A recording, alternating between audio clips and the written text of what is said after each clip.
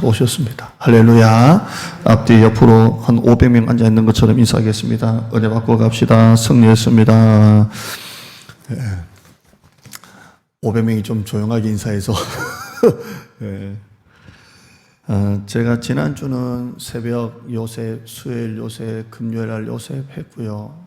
이번 주는 새벽은 요셉 계속 하고 있는데 밤에는 우리 이제 하던 대로 보시죠. 지난 2주 전, 지난주는 요셉 얘기했으니까 구덩이 빠진 얘기했고요. 지난주에 사사기 했습니다. 사사기.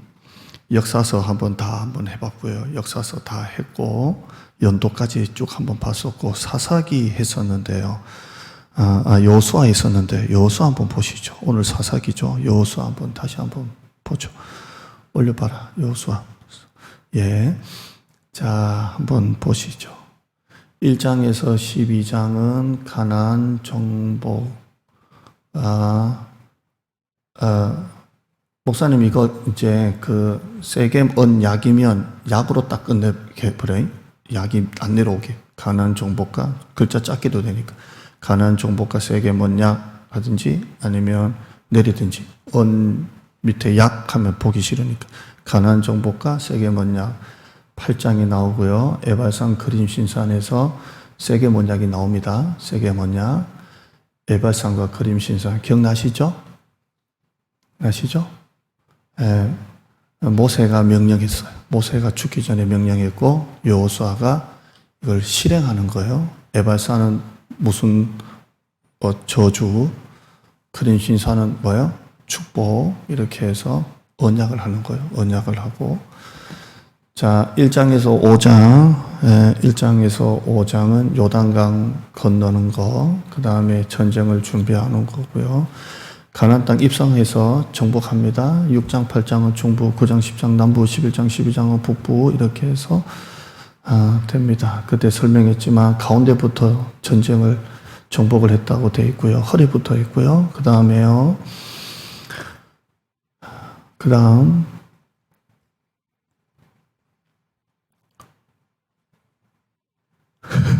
고생한다. 그 다음 13장부터 24장 13장부터 F5 안 되나? 됐고 13장부터 24장 기업의 분배와 이것도 마찬가지야. 줄 맞춰버려. 세게 밑으로 내리지 말고 세게 뭐냐? 24장이 한 번 더 나오죠. 24장. 자꾸 그렇게 13장부터 17장까지는 길갈에서 기업 분배했고요. 8장에서 21장은 실로에서 기업 분배했고요. 그래서 기억나세요? 13장부터 21장까지는 읽으시면 재미없다 그랬죠? 별 재미가 없어요. 왜냐하면 싸우는 이야기가 아니고 땅 분배하는 이야기만 나오니까 별 재미는 없지만 굉장히 중요한 내용이죠. 22장, 24장은 정쟁이 종식되고 정착한 내용이 나옵니다. 그게 두 부분으로 나눴죠. 그 다음에 하나 더 우리가 이 관점으로 보시면 그 다음 페이지 1장에서 5장은 건너라 가나안 땅 진입했고요. 요단강 진입했고 그 다음에 6장에서 12장은 취하라, 13장, 21장 나누라, 22장 이상은 이제는 섬기라 해서 진입, 정복, 분배, 정착 이렇게 되어 있습니다. 건너라, 취하라, 나누라, 섬기라 되어 있고요. 제가 지금 설교는 그냥 건너라, 취하라, 나누라, 섬기라 되어 있는데 제가 그냥 목양실에서 기도할 때 건너게 해주시옵소서, 취하게 해주시옵소서, 분배하게 해주시옵소서 이렇게 막 합니다. 이렇게 기도하면서 설교 준비를 했습니다. 건너고, 취하고, 나누고 얼마나 멋있습니까? 이게 여호수아입니다. 그 다음 보시죠. 20장에는 도피성 얘기가 나오고 21장은 레이지파 48개 성읍이 나오고요. 막 흩어져 있다 그랬죠. 가나안 땅 전체 흩어져 있습니다. 어디든지 가서 말씀을 배우도록 레이지파가 48개 성읍이 북부, 남부, 중부 전부 다 쫙 이렇게 퍼져 있습니다. 말씀을 언제든지가 배울 수 있도록 교회는 가까움 있고 이렇게 됐고요. 23장, 24장은 여호수아가 마지막으로 설교하고 죽는 내용이 나옵니다. 이게 여호수아고요. 여호수아 키워드 한번 다시 보실까요? 이제 빠르네. 약속. 땅을 주시겠다고 약속하셨고요. 함께 하시겠다고 격려하셨고요. 대신에 조건이 뭐라고요? 순종하면 주시겠다고 말씀하십니다. 이게 키워드입니다. 땅을 주시고 모세와 함께 했던 같이 너와 함께 할 것이고 대신에 순종하면 주시겠다는 거예요. 순종하면 주십니다. 우리가 기도하고 있는 부흥이 바로 이런 거죠. 하나님 우리에게 땅을 주시고 우리와 함께 하시고 우리가 하나님의 말씀대로 순종하면 하나님이 모든 복을 주시겠다고 말씀하셨습니다. 할렐루야. 결국 다 순종인 것 같습니다. 자, 사사기 이제 보시죠. 여러분 마지막 사사가 사무엘입니다. 사무엘 선지자 겸 사사 겸 제사장이에요. 사무엘은 3직을 겸직했어요. 3직. 사무엘은 제사장, 사사, 선지자 3직을 겸직했던 사무엘. 그리고 마지막 사사고요. 이스라엘의 왕이 세워질 때, 사울이 왕이 세워질 때가 다 사사 시대입니다. 시대고요. 여호수아가 죽을 때 BC 1376년, 여호수아가 죽을 때 BC 1376년, 이때 출애굽할 때 여호수아 나이를 약 대부분 40세이지 않을까 이렇게 추정합니다. 이렇게 출애굽할 때 여호수아 나이가 한 40세. 그럼 모세 나이는 얼마예요? 출애굽할 때 모세는 80이죠. 그러니까 한 2배가 적다고 보죠. 모세의 시종이 여호수아고 80세, 40세 이렇게 추정을 합니다. 이스라엘의 사울이 왕위에 오를 때가 BC 1050년입니다. 1050년. 그러니까 여호수아가 죽고 BC 1376년부터 BC 1050년 이렇게 있습니다. 그러면 약 330년에서 320년이 사사시대입니다. 사사시대는 몇 년간이라고요? 한 320년에서 330년 정도고요. 어떤 책을 보면 290년간이라고 하는 책도 있습니다. 약 어디를 기준에 두느냐가 좀 다릅니다. 근데 여러분은 290년이나 330년이나 별 차이 없죠? 시험 칠 것도 아니시니까 별 차이 없으니까 사사시대는 약 300년 정도라고 보면 됩니다. 여호수아가 죽고 난 다음에 사울 왕이 등극할 때까지 이렇게 되고 마지막 사사는 사무엘로 끝납니다.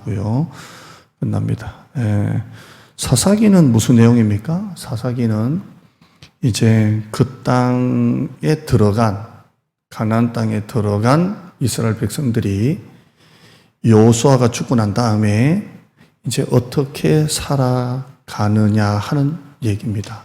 사사기는 뭐라고요? 여호수아 때 가나안 땅에 들어갔는데 이제 여호수아는 죽고 이제 그 땅에 들어간 백성들이 이제 가나안 땅에 어떻게 사느냐. 자, 모세도 굉장히 카리스마적인 지도자잖아요. 죽고. 여호수아도 모세가 했던 이런 출애굽과 광야를 지난 거라면 여호수아는 가나안 땅을 진입하고 정복하고 분배했잖아요. 그러니까 하나님이 여호수아에게 내가 모세와 함께 했던 같이 너와 함께 하신다 그랬잖아요. 그러니까 모세가 했던 일도 굉장히 위대하지만 가나안 땅을 진입하고 정복하고 분배했던 여호수아도 굉장히 위대한 일이었잖아요. 그런데 이 두 가장 위대하고 카리스마적인 지도자가 죽고 난 다음에 이제는 그들 안에 자기들끼리 이제 가나안 땅에 어떻게 살아가느냐 하는 게 중요하거든요. 그런데 사실 우리가 잘 아는 대로 사사기는 실패로 끝납니다. 여호수아도 죽고 난 다음에 자기들 안에서 정말 하나님을 이제 모시고 모세와 같은 지도자도 없고 여호수아 같은 지도자도 없을 때 이제 지파별로 이제는 자기들끼리 행정을 잘 짜서 12지파가 어떻게 살아가느냐 하는 것이 사사기인데 사실 실패합니다. 여러분 가나안 땅은 화면 한번 보실까요? 목사님 내 거 안 보여줘도 돼. 그냥 화면 까맣게 보여줘도 돼. 이렇게 하니까 본인이 이것도 이렇게 했네. 자, 싸워서 차지하는 땅이 아니고 가나안 땅은 뭐라고요? 약속으로 받는 땅이에요. 제가 이거 많이 보여드렸어요. 가나안 땅은 자신들의 실력이나 경험이나 무기나 전쟁이나 그래서 가나안 땅은 싸워서 차지하는 땅이 아니고 무슨 땅이라고요? 약속으로 받는 땅이에요. 그래서 이 땅은 오직 그 땅에서 영원히 사는 길은 하나예요. 순종이에요, 순종. 왜 그래요? 이 땅은 자기들이 싸워서 받는 땅이 아니었기 때문에 하나님의 약속을 믿음으로 받은 땅이잖아요. 그러니까 이 땅에서 영원히 사는 건 하나밖에 없어요. 자기들끼리 농사를 잘 짓고 해서 뭐 개간을 해서 잘 사는 게 아니라 이 땅은 오직 잘 사는 길은 하나밖에 없어요. 뭐라고요? 순종이에요, 순종. 하나님의 법도와 규례대로 순종해서 사는 것만이 이 땅에서 잘 사는 거예요. 자기들의 방법과 능력과 모략과 경험 가지고 잘 사는 땅이 아니에요. 왜냐하면 처음부터 이 땅은 싸워서 차지한 땅이 아니고 하나님께서 약속을 주셔서 그걸 믿음으로 받은 땅이기 때문에 그 땅에서 영원히 자기들이 잘 사는 방법은 순종밖에 없는 거예요. 순종하는 땅입니다. 하나님이 이스라엘 백성들을 애굽에서 끄집어내셔서 가나안 땅을 주신 이유가 뭡니까? 레위기 11장 45절에 보시면 나는 너의 하나님이 되려고 너희를 애굽 땅에서 인도하여 낸 여호와라. 한번 따라 하실까요? 나는 너희의 하나님이 되려고 너희를 애굽 땅에서 인도하여 낸 여호와라. 내가 거룩하니 너희도 거룩하라. 하나님이 가나안 땅을 주신 목적이 뭐예요? 하나님이 이스라엘 백성들이 하나님 되기 위해서 가나안 땅을 주시는 거예요. 레위기 22장 34절에도 똑같은 말이 나와요. 너희 하나님이 되려고 너희를 애굽 땅에서 인도하여 낸 자니 나는 여호와니라. 레위기 26장 11절에 나는 너희 중에 행하여 너희의 하나님이 되고 너희는 내 백성이 될 것이니라. 이게 출애굽의 목적이에요. 하나님이 가나안 땅을 주신 목적이 뭐예요? 니들끼리 잘 먹고 잘 사는 게 아니에요. 뭐라고요?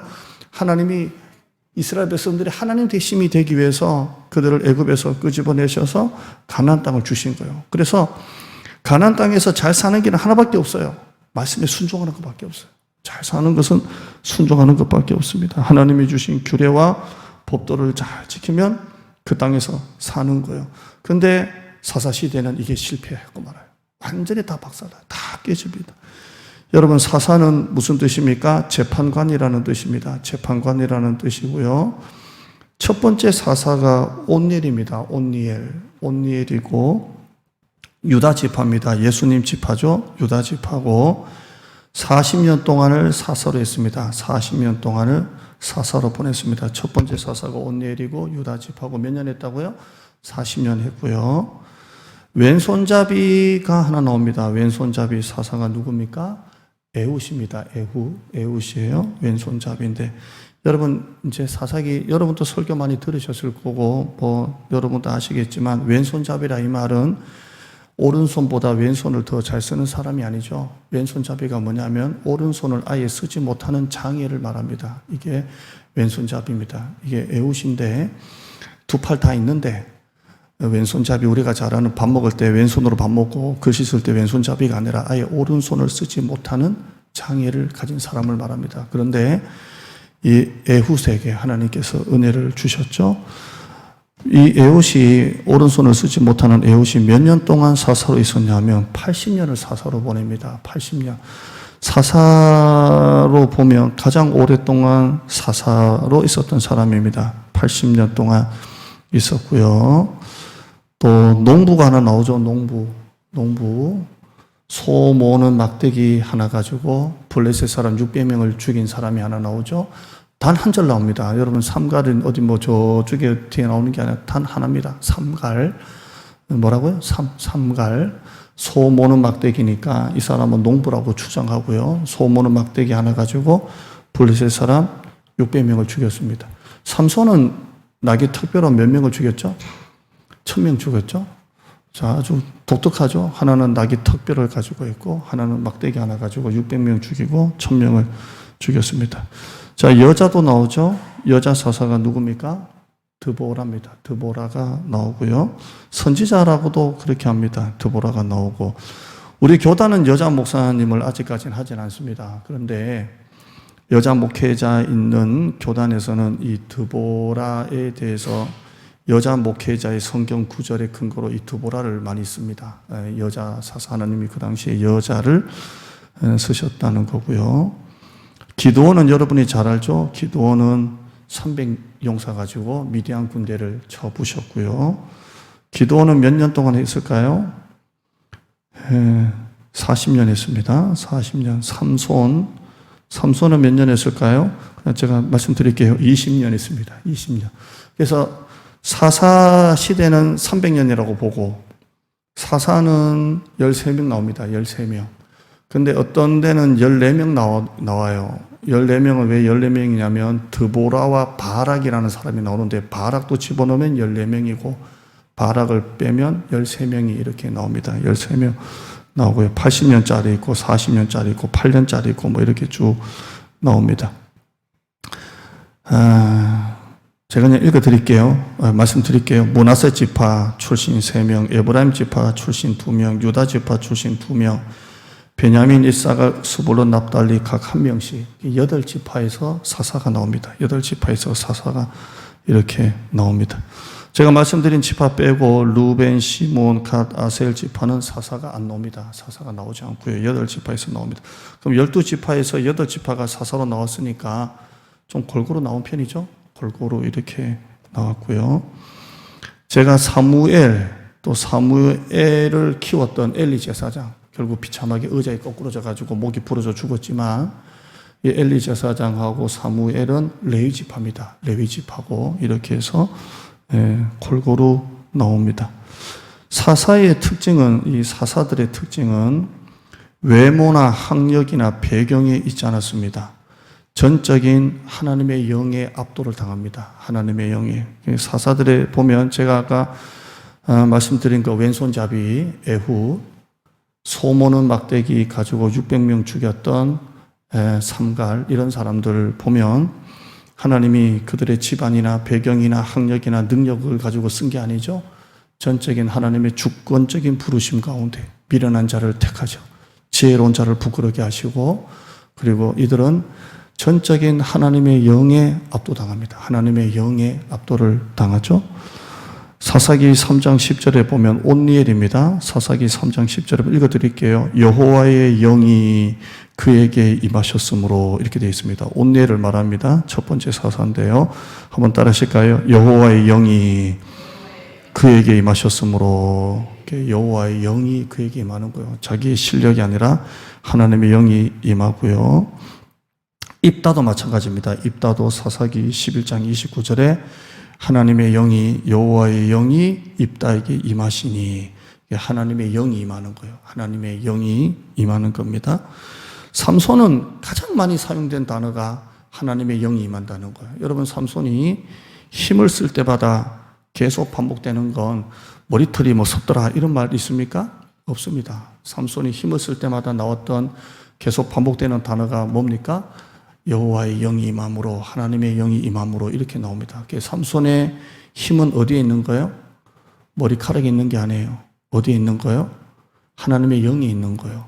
자, 그런데 머리카락이 밀리니까 힘이 빠지잖아요? 그럼 머리카락에 힘이 있는 게 아니냐라고 하는데 아니죠. 나시린은, 이 삼손이 나시린이잖아요. 나시린은 3가지를 구별되죠. 하나는 포도주 독주 마시지 말고, 하나는 시체 가까이 하지 말고, 하나는 머리털 밀지 말라 그랬잖아요. 이게 나시린이에요. 근데 머리털이 밀리니까 힘이 없어지잖아요. 그건 머리털이 밀려서 힘이 없어진 게 아니고 나시린의 캐릭터는 거룩이에요. 거룩. 근데 그 거룩을 잃으니까 힘이 없어지는 거예요. 할렐루야. 그러니까 삼손의 힘의 근원은 머리카락이 아니라 어디라고요? 거룩에 있는 거예요. 거룩에 있는 거예요. 하나님의 영이 거룩에 있는 거예요. 자, 그러면 우리 한번 적용해 보죠. 하나님의 영이 있는 것과 없는 것은 어떤 차이가 있을까요? 자, 여러분 한번 보세요. 지금 모든 사사들은 자기들의 조건이나 능력이나 실력이나 학벌이나 뭐 이런 어느 능력이 아니라 뭐라고요? 하나님의 영에 압도를 당하는 거잖아요. 그리고 전부 다 하나님의 영이 임하잖아요. 자, 한번 9절 한번 보시죠. 사사기 16장 20절 한번 9절 한번 봐요. 16장 20절 사사기. 시작. 들릴라가 삼손이여 블레셋 사람이 당신에게 들이닥쳤느니라 하니 삼손이 잠을 깨며 이르기를 나가서 몸을 떨치리라 하였으나 여호와께서 이미 자기를 떠나신 줄을 깨닫지 못하다. 자, 다시 여호와께서부터요. 끝에 시작. 여호와께서 이미 자기를 떠나신 줄을 깨닫지 못했더라.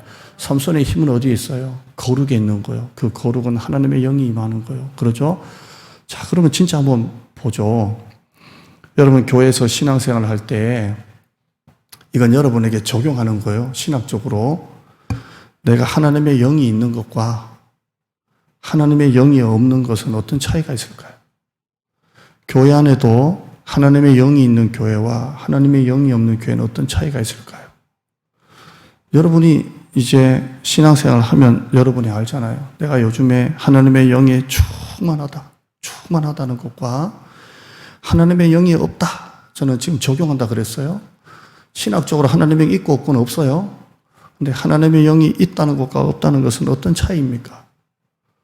이건 죽고 사는 문제예요. 옵션이 아니라고요. 자동차에 뭐 옵션 더 추가하면 편하고 안 편하고의 그 차이가 아니라 하나님의 영이 없는 사람은 죽어요. 하나님의 영이 있는 사람은 사는 거예요. 살아요. 제가 제 스스로 좀 하나님 앞에 경건생활, 이렇게 설교하는 거 말고 경건생활 놓고 참 요즘에 생각을 좀 많이 해요. 경건생활. 그래서 내가 좀 하나님 앞에 경건생활 좀 해야 되겠다. 그래서 가장 기본적인 경건생활이 뭐예요? 성경 읽기잖아요. 성경 읽고 큐티하고 기도생활이잖아요. 그래서 하나님 앞에 내가 해야 되겠다 해서 합니다.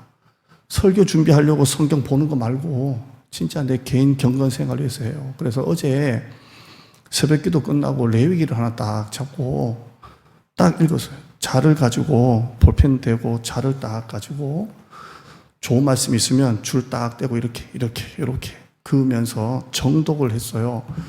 하니까 저는 성경을 이렇게 많이 읽었잖아요. 그래서 속도가 좀 있긴 있는데 1시간 한 15분 정도 하니까 밑에 줄 쫙쫙 끄면서 이렇게 했는데 내 얘기를 다 하나를 뗐어요. 근데 내가 하나님 앞에 내가 다시 좀 이렇게 경건생활 좀 해보게 되겠다. 경건생활. 그리고 제가 줄 큰 거 있잖아요. 줄 큰 거. 이렇게 레위기 읽다가 그냥 그걸 가지고 다시 타이핑을 쳤어요. 다 타이핑은 아니고 내가 읽으면서 좋았던 말씀들. 그러니까 이건 내가 복음이죠. 내가 좋으니까 내가 복음이에요. 그냥. 그래 이해하시기를 축원합니다. 내가 읽었던 내가 좋은 내가 복음을 타이핑을 쳤어요. 그렇게 해서 저장을 해놓고 있어요. 내가 하나님 앞에 경건생활 좀 해야 되겠다. 우리는 하나님의 영이 있는 것과 없는 것은 별반 차이가 없는 것 같아도 천만이에요. 하나님의 영이 없으면 죽어요. 실상은 살았지만 죽었어요. 사대교회처럼. 하나님의 영은 교회를 살리고 죽이는 하나님의 영이에요. 이 하나님의 영이 그만큼 중요한 거예요. 그냥 우리가 교회 나와서 그냥 예배 드리고 봉사 열심히 하는 게 아니라 하나님의 영이 있어야 돼요. 하나님의 영이 있어야 돼요. 제가 한번 말씀드린 적이 있죠. 교만해서 말씀드리는 게 아니라 성도들의 영적 상태가 10점, 20점, 30점이 아니라 11, 12, 12, 1 단위로 다 보인다고요. 1 단위로. 예배 드리는 태도, 그 얼굴, 눈빛, 인상, 모든 걸 한눈에 보면 목사님들은 이 사람의 지금 영적인 이 컨디션이 딱 드러나요. 하나님의 영이 지금 하나도 없는 것과 하나님의 영이 있는 것이 그냥 그대로 드러난다고요. 그리고 그 모습이 한 주 내내 새벽 기도를 하면 그 하나님의 영이 쫙 빠진 정말 아무것도 아닌 껍데기 같은 그 모습으로 남아있는 그 성도가 계속 남아요. 하나님, 저에게 하나님의 영을 좀 부어주세요. 하나님의 영이 하나도 없어요. 예배 때 기쁨이 없고, 예배 때마다 자고, 예배 때마다 그 얼굴이 감사가 없고, 딱 보면 나오지 않습니까? 의사 엑스레이 딱 찍으면 그냥 딱 나오듯이 예배를 딱 드리면 그 예배 가운데 그 영이 그대로 싹 드러나잖아요? 선명하게 드러나는 거예요.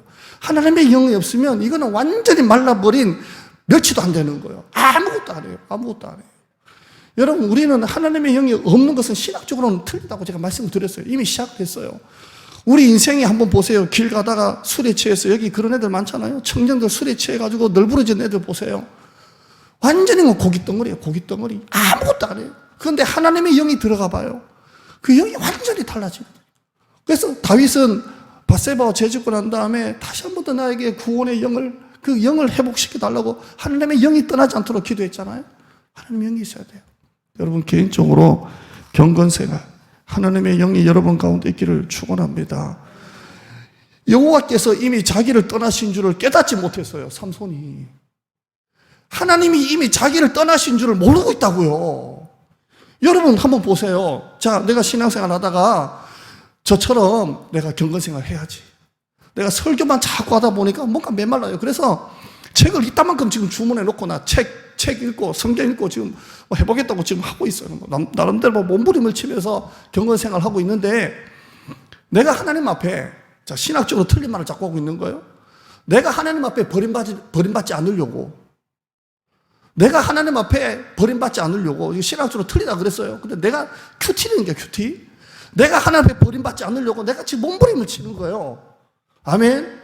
그게 여러분의 예배생활, 기도생활, 큐티생활 다 포함되는 거예요. 할렐루야.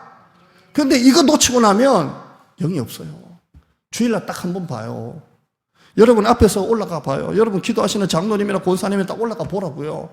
평소에 그 모든 경건 생활이 주일 예배로 딱 드러나잖아요? 딱 드러나요. 아무것도 아니라고. 껍데기만 한다, 껍데기만. 근데 우리는 하나님의 영이 떠나간다는 이 아픔이 있잖아요.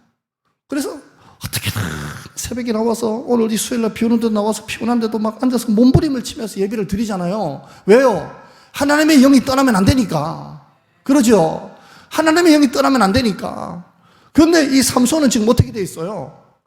여호와께서 이미 자기를 떠나신 줄을 깨닫지를 못하고 있는 거예요.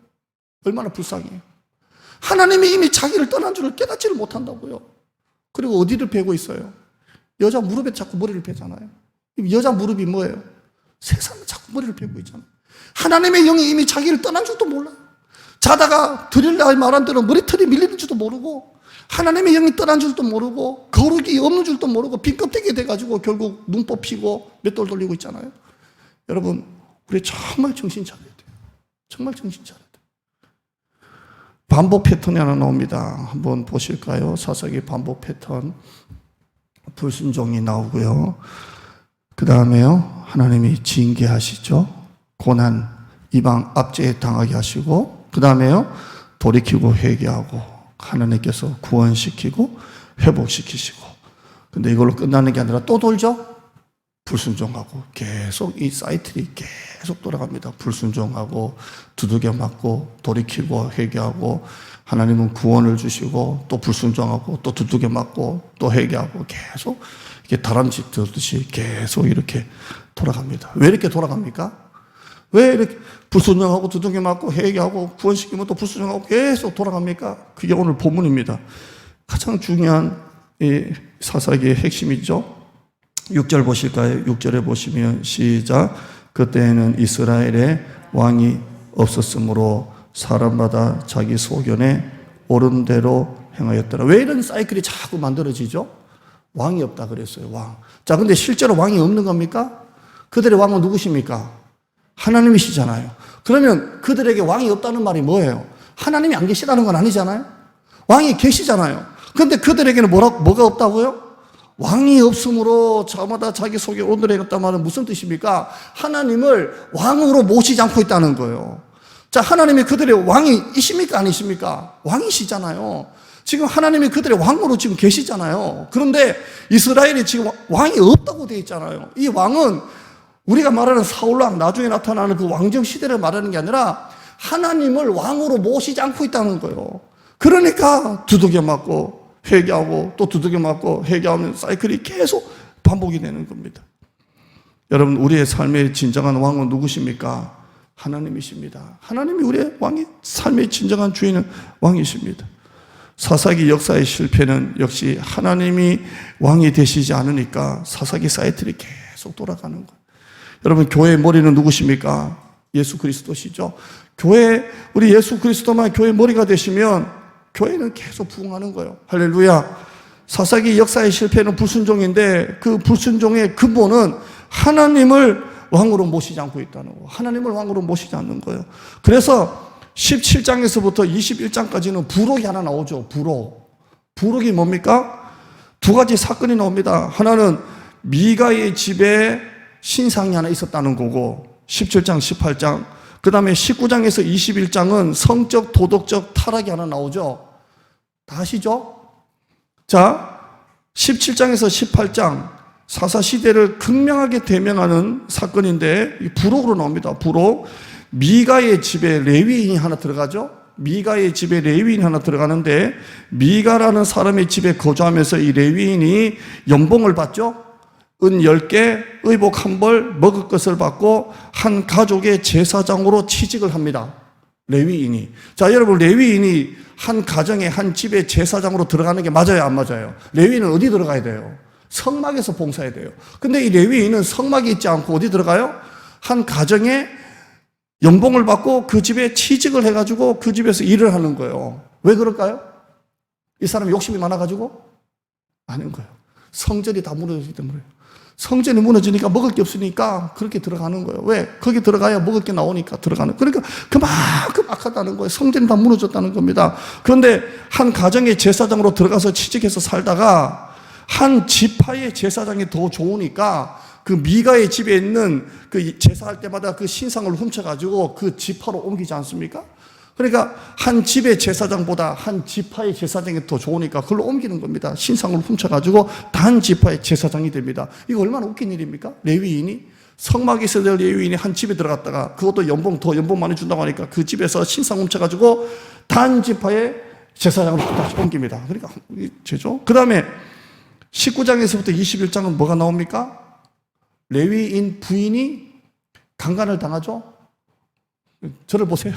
강간을 당하죠. 강간을 당합니다.